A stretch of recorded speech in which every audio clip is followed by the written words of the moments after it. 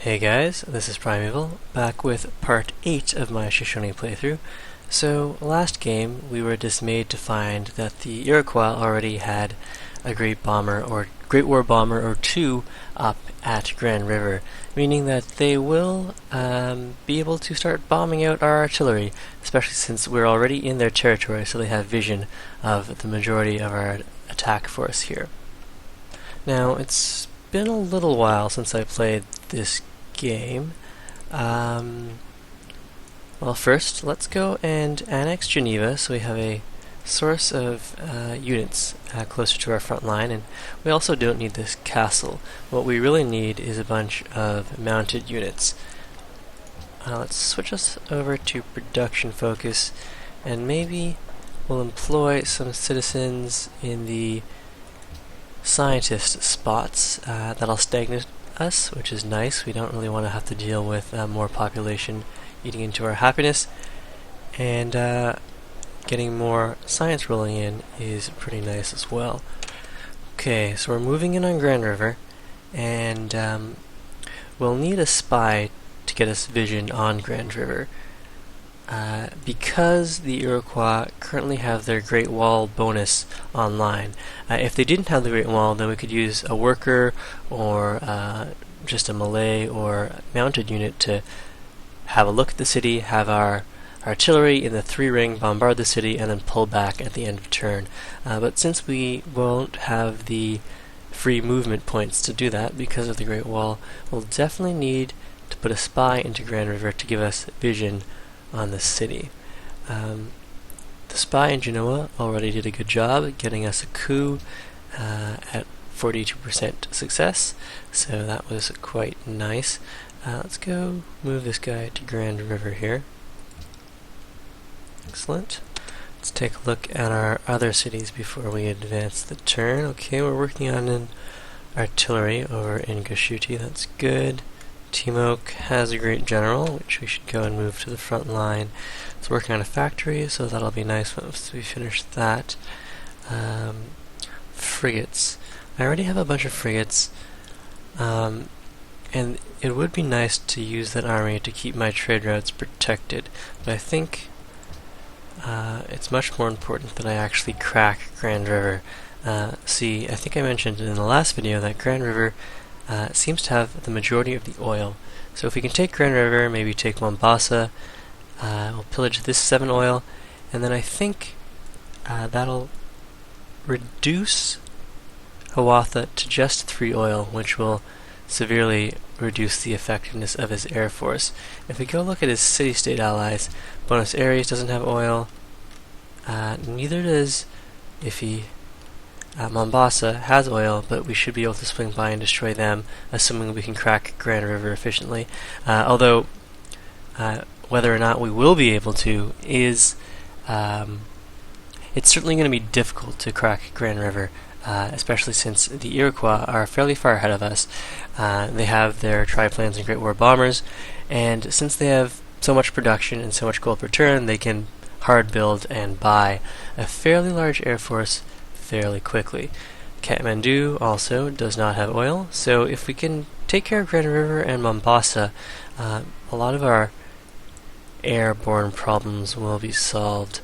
Now, I don't think I'm going to want a archaeologist either. If we do go for a culture victory, it'll be because we end up stealing all of the best culture wonders and artifacts from the Iroquois, assuming we can successfully crush them.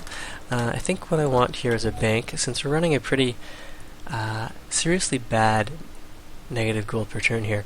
To get that back into the positive, we'll probably need to set up our international trade routes again, which were pillaged.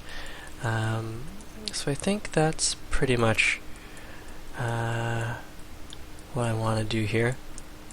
Yeah. So in the comments, okay, so Babylon used to be the Iroquois' best friend, but now they've sided with us. And open borders with Ethiopia. I don't think they were one of the tourism leaders, so let's go and accept open borders to try to maintain some good relations with them, although we've got fair number of negative modifiers there. If we can at least stay slightly positive, perhaps we can go and bribe them into declaring war on the Iroquois. Ooh, Iroquois army moving on Mbaza, Congo. Alright, some comments from the last video. The Fez made a comment about perhaps in the middle of the last video where I had a caravan trade route finishing and I had the option of assigning a new one. I also had the option to delete it and free up trade route space to build a cargo ship instead. Now that would double my hammers, and so I think at the time that would get me an extra 5 hammers per turn. A cargo ship costs 100 hammers, so after 20 turns it would pay for itself. And then plus the 3 turns it would take me to build the cargo ship after deleting the caravan. So I guess 23 turns until we would start getting better returns than the caravan. But since it is cargo ships do provide double yield versus caravans, so it's definitely something to consider, switching ourselves over from caravans to cargo ships.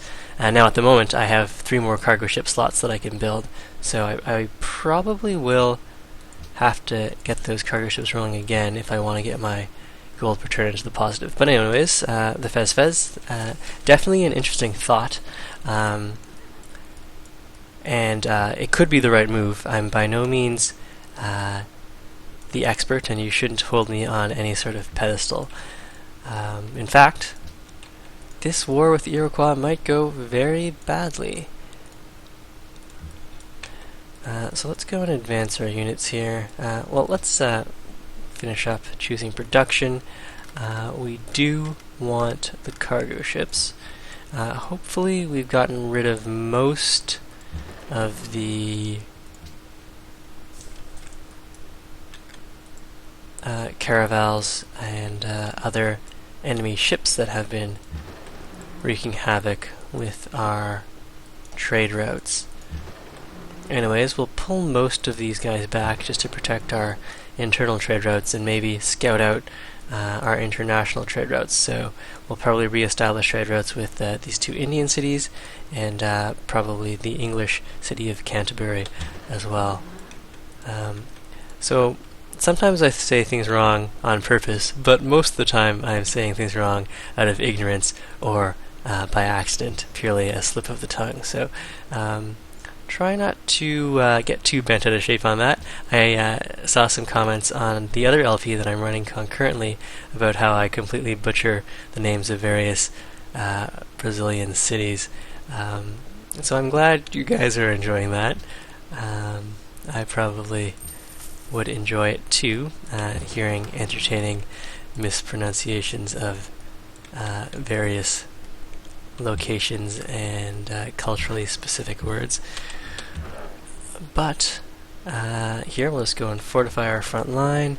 I'm not sure if I want to advance the artillery until I get sight from my special agent inside Grand River, but we will try advancing our artillery into position. Here, I think there was also a comment about selecting a lot of accuracy or open terrain promotions. I think I do have a mix, so by and large my artillery are actually rough terrain promoted, but in this case we'll go open terrain since the terrain around Grand River is very open, and while when I advance on Onondaga it is rough terrain, I need to crack Grand River first, and given that Grand River has the lion's share of the oil that the Iroquois are using, taking Grand River down is an extreme priority. Hopefully we'll be able to do it fairly profitably, if at all.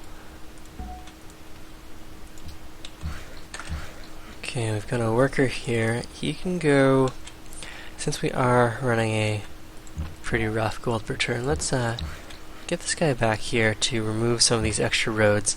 Road spam is nice because it lets you move artillery and set up and still be able to fire on the same turn. But since the bulk of our artillery is already past this little road spam region, we can probably go and get rid of that now, just to save on the gold per turn. Here we'll start doing what damage we can. Get these guys down and around like so. Okay, we have a nice lineup of artillery here. It's not in range to hit Grand River yet, but we will be able to take down some of these units. I'm also glad that the Iroquois are going for Mbaza Congo, and that the Congo has quite a few units, so hopefully they'll be able to take care of themselves. Babylon here is in a bit of trouble. I expect they'll fall to the Zulu soon, which is unfortunate. Would you be interested in a trade agreement with England? Let's accept open borders with Elizabeth as well. She settled in Newcastle here, so being able to walk through there might be important. And also, I'm trying to maintain good relations with everyone on the other continent and try to draw them in to attack my enemies on this continent. Gandhi is happy that we went freedom, and there was a lot of damage. I'm thanking my city-state ally for soaking up a lot of that damage for me. Now, ideally, Hiawatha will use all of his Great War bombers and attack the city of Mbanza Congo rather than our units. Let's see, what can we do here? Let's advance that artillery, but here we'll go and take down the Malay units and hopefully prevent Mbanza Congo from being captured. Okay, we are 2 turns from establishing surveillance in Grand River, so let's just move these artillery a little further down. That's probably fine, actually. And we can move the frigate over to explore there a little. Well, it'd be nice if we could use these frigates offensively, but it'll take, let's see now, 11 turns to get over towards Mombasa, and 6 turns to get over towards, or 7 turns towards Buffalo Creek / Kathmandu, and that's for a frigate somewhere towards the middle. I think we'll just keep these guys at home and try to protect our trade routes. There's a city-state caravel. I think most of our trade routes were pillaged by city-state caravels that had been exploring the oceans when we declared war, or when the Iroquois declared war on us, more accurately. Alright, so we've got ourselves a cargo ship. Let's go reset up one of our international trade routes. Sort by highest gold. This one would most certainly get plundered, since it is in Iroquois territory. Let's go send that over across the ocean towards India. And fortify there. Set up and alert. And road removal duty. Yes. Heal. Bring this guy back down here. I think because of the Great Wall, that increases my incentive to go and drop citadels and expand my borders. I might have to do that if I want to go and grab Grand River in a single bound after knocking it down with artillery. But we'll see how much movement we have once we get a mounted unit down there.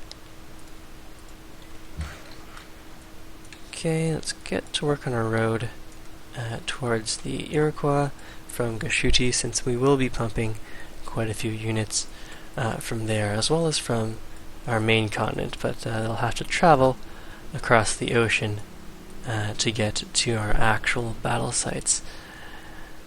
I should also remember to try and convince some of the other AIs to go to war with the Iroquois. Now, Gandhi wants a defensive pact.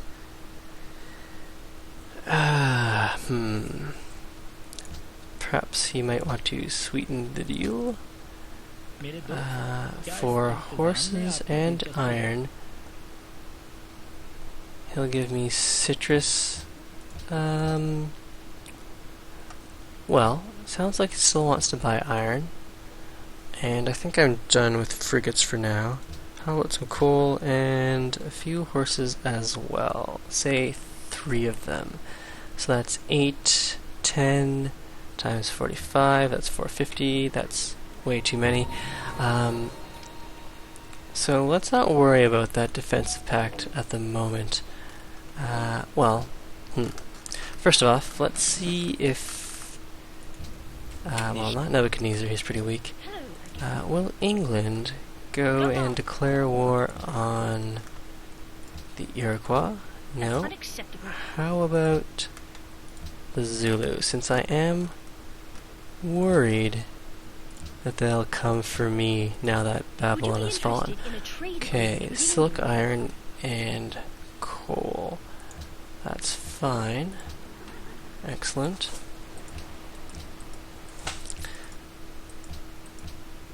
Okay, India's built Statue of Liberty. Okay, continuing our diplomacy. Let's go and sell copper for 160. And open borders. Ethiopia trade. Can I interest you in a war with the Iroquois? How about Shaka? No, maybe later then. Shaka. Can I interest you in a war with Hiawatha? How about with Ethiopia? No. Okay. Now India. Perhaps I will accept a defense pact after all. And since if Ethiopia or England declares war on me, I'd like India to make trouble for them on the other continent. Now, as for selling you some things, how about 2 horses for, well, how many horses do we have right now? We've got 17 horses. That's a good healthy number. Let's go sell 4 of our horses to India. For 180. And let's see. How are you doing, Assyria? You're down to 1 city. People don't like you very much. But for as long as you can live, I'll happily sell you copper for 6 gold per turn. Okay, there's artillery done. More artillery, please. Let's go send this musket along as well. And as for our tech route, do we want railways, which will boost my hammers per turn? Or do I want to get us straight for anti-aircraft guns? What's going to happen first? Am I going to grab Grand River first and have oil so I can build triplanes? Or will I need anti-aircraft guns? I think the extra production is still the better plan here. So, I think it was 3 turns ago that I put 3 new great scientists online in Geneva. So we'll wait another 5 turns for our science window over the 8 turns to increase a little more. That'll get our average up. Right now we're at 2323. Let's wait until that value gets a little better. Although, since my gold per turn is fairly weak at the moment, perhaps it might be more beneficial just to bulb that scientist to save on the gold per turn. Fine, since I'm going to bulb him in the next few turns anyways, I'm going to bulb him now and save a little gold per turn. Okay, that gets us closer to steam power, and much closer to finishing railway. Pretty close to finishing flight as well.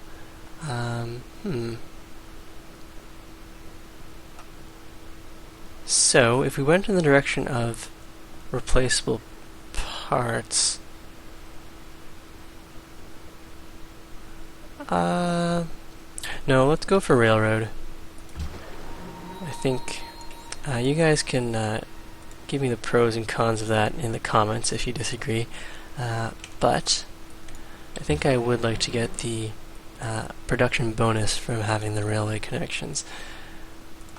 More so than having access to anti-aircraft guns, which would actually be better than railways, but it's a lot farther off tech-wise or beaker-wise. So I'm going for something that'll be useful sooner. Let's try to protect that international trade route there. We've got one trade route going with England, but we're not getting a lot of gold out of that since it's with... what is it with? Okay, so I don't have the trade route open anymore, but I'm assuming it's with one of our other cities, not the capital.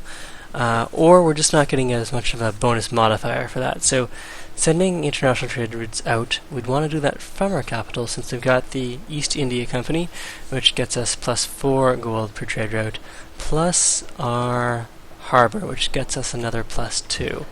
And there might be some other modifiers as well, but those are the two big ones that come to mind. Let's work on a road connecting ourselves down here with the road that we're building to Goshuti to let our reinforcements get over to the underside of Grand River a little faster. Let's see now. Bombard. Should we get into position around Grand River? That might not be a bad idea.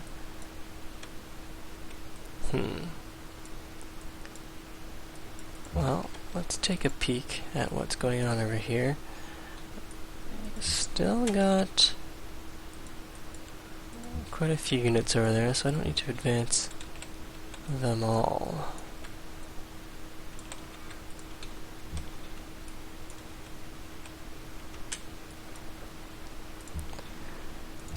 So, let's see. Next turn we'll have established surveillance. I think I'll wait though. Don't want to get all of my artillery into position just now. Although with that pikeman dead, alright, let's get into position then. And next turn we can set up and bombard the city. I think this is probably a good spot for this frigate. Yes, let's go and build that citadel.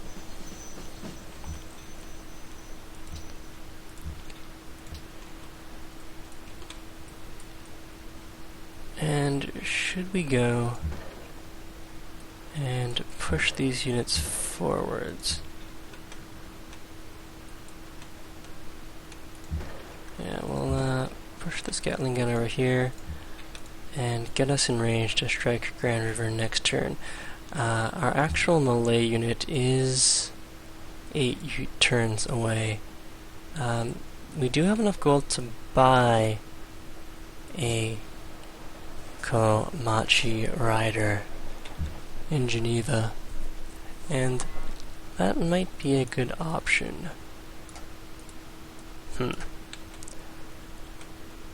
Well, let's go and advance this guy. He's got 3 Great War Bombers in Grand River, 2 in Onondaga, a Great War Bomber, and a triplane in Lake Simcoe. Okay, all of that looks fine. Next turn. Nebuchadnezzar has made peace with Shaka, and we lost 3 units there. That advancing so aggressively there might not have been the best move after all. And I guess the Iroquois, well, they repositioned a few of their planes. They probably bought some planes as well. Okay, there goes the crossbow, Gatling gun, pikeman. We've got an upgrade we can take. Let's go open terrain on that guy and get him into position.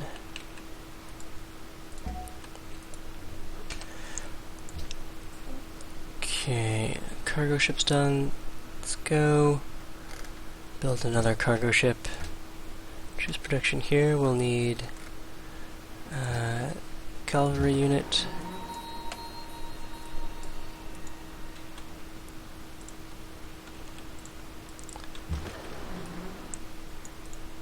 And yeah, let's go and scout the ocean here.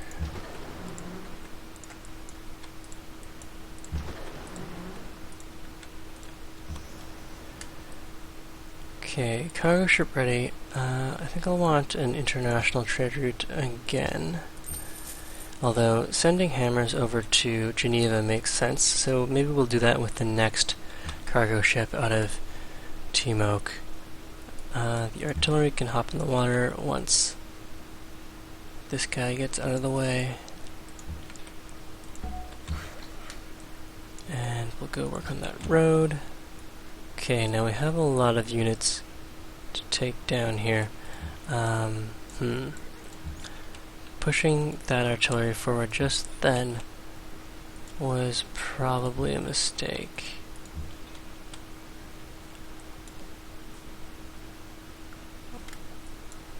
Yeah, we'll stay here and just hope we don't take too much damage.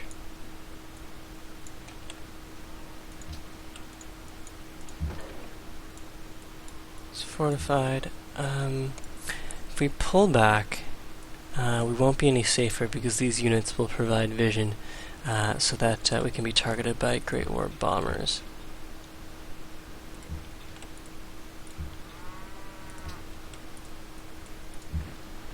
And as for this guy, we could go pillage the road, but that wouldn't be very helpful. Let's go fortify. Maybe absorb some damage. And we'll leave that frigate there to guard the trade routes.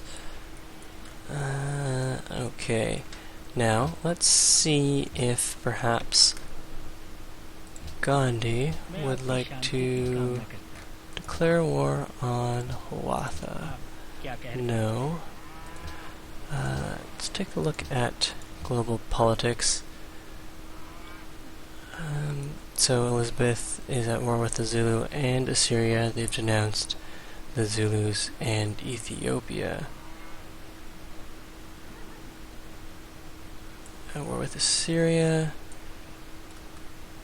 Okay, we've denounced and are at war. They denounced me. They denounced the Ethiopians, so maybe we can get the Ethiopians to attack them. They're friends with the Iroquois, so getting them to go to war is unlikely. Let's see. Other players declare war on Shaka. Nope. Alright, maybe later there.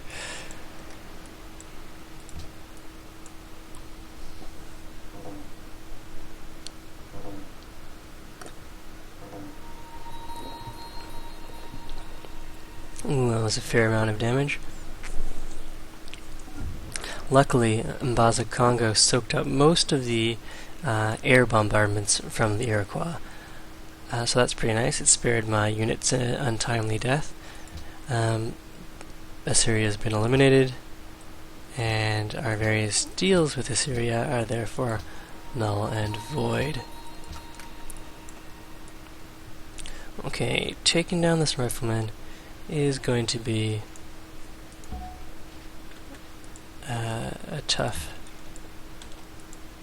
job. Looks like it's going to take a lot of our best rifles, artillery shots, to take down. And here we've got another rifle, but we don't have 5 of them. Hopefully Mbaza Congo can help out. And got this rifleman, may as well land him over there.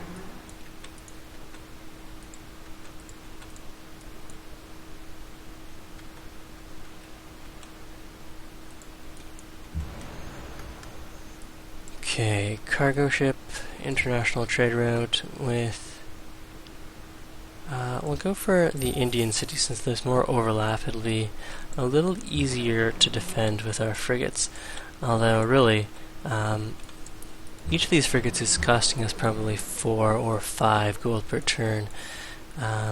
So deleting them, rather than having them guard these trade routes, might be a better idea. The thing is that it's good to have this fleet around in case the Iroquois decide to come at me with the navy, or perhaps one of the civs on the other continent decides to send an army at my capital city.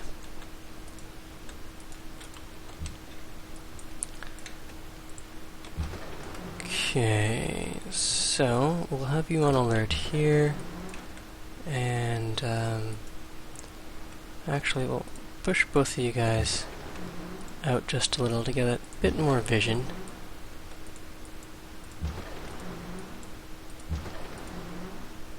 And yeah, we'll go on alert here.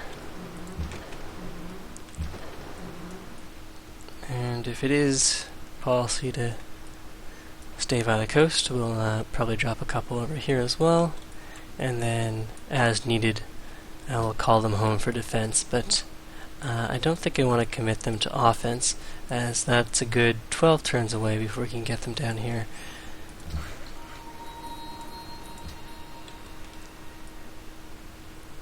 Okay, how are we doing here? We're 3 turns away from finishing a rider in Gashuti and 6 from Geneva.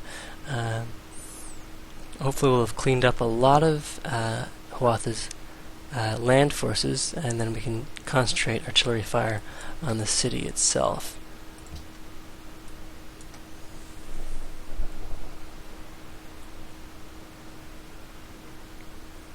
Okay, so we didn't lose any units this turn, which is good. They seem to be concentrating on our city-state allies, which is fine by me. There's a World Congress meeting to attend to. Our gold per turn is getting a little better now that we've got 2 international trade routes back up and a bank done in Agatica.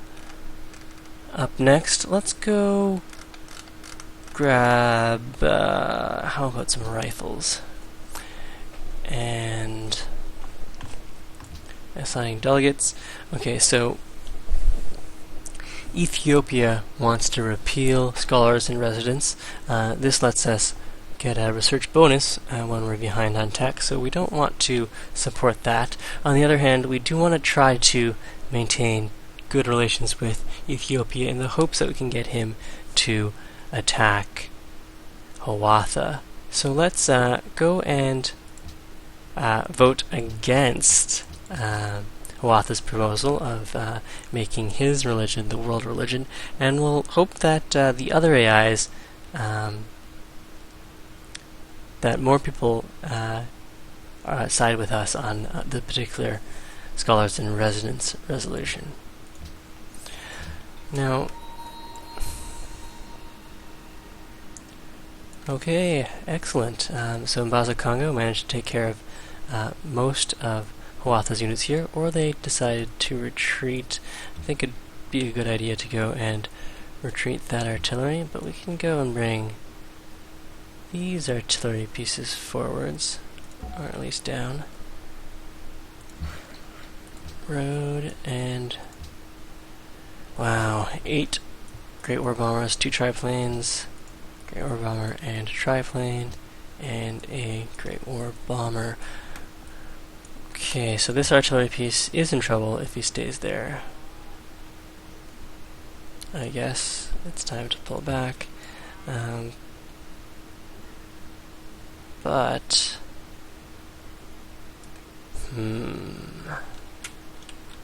bombard. Put you in the way here, because I don't want Byblos to be taken too easily, and with Great War Bomber support, this rifleman could come in here. There's a hill blocking the way, so shoving my Gatling gun in the way could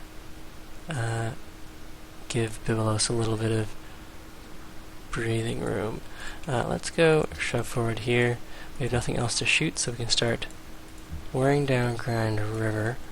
I don't have vision here, so I don't know if these artillery are walking into a trap. Here would allow me to strike Grand River. Over here would give me more coverage of the other artillery. So let's play it a little conservatively there. And we can go and advance. The whales have already been pillaged. Finally finish off that caravel. And we'll go and park ourselves here. Alert.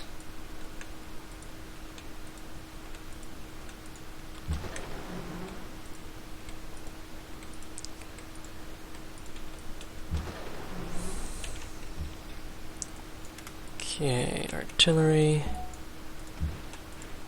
Let's get on over to the front lines. And should we go and heal up or get into position to strike either forces headed for Byblos or rain artillery down on Grand River? Yeah, that looks good. And I think this is where we'll end part 8, but I'll play part 9 right away.